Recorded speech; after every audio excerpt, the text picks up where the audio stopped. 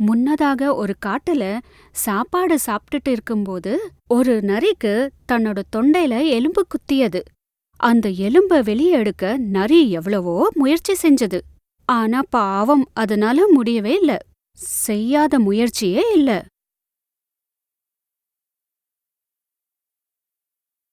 நரி வலிய தாங்க முடியாம அது சோர்ந்து போனது. அது காட்டுக்குள்ள இருக்கிற எல்லா மிருகங்கள் கிட்ட போய் தான் தொண்டையில இருக்கிற எலும்பை எடுக்க முடியுமா என்று உதவி கேட்டது. பாவம், எந்த மிருகமும் முன்னுக்கு வரல. ஐயோ, யாராவது எனக்கு உதவி பண்ணுங்க என்று பாதிக்கப்பட்டது.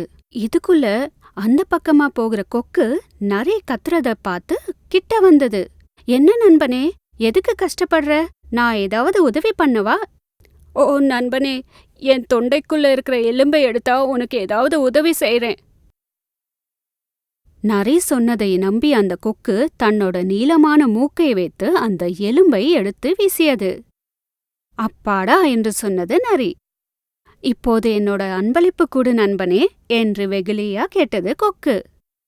அதுக்கு நரி, உன் தலையை என் வாய்க்குள்ள வச்சு உயிர் வாழ்ந்ததே பெரிய புண்ணியம். திரும்பி என்கிட்ட அன்பளிப்பு கேட்கறது எவ்ளோ தைரியம் என்று அந்த மோசமான நரி அங்கிருந்து போய்விட்டது. பாவம், வெகுளியான கொக்கு மோசமானது.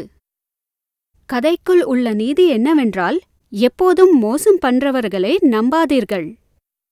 முன்னதாக ஒரு காட்டுல சாப்பாடு சாப்பிட்டுட்டு இருக்கும்போது ஒரு நரிக்கு தன்னோட தொண்டையில எலும்பு குத்தியது. அந்த எலும்ப வெளியே எடுக்க நரி எவ்வளவோ முயற்சி செஞ்சது. ஆனா பாவம், அதனால முடியவே இல்ல. செய்யாத முயற்சியே இல்ல.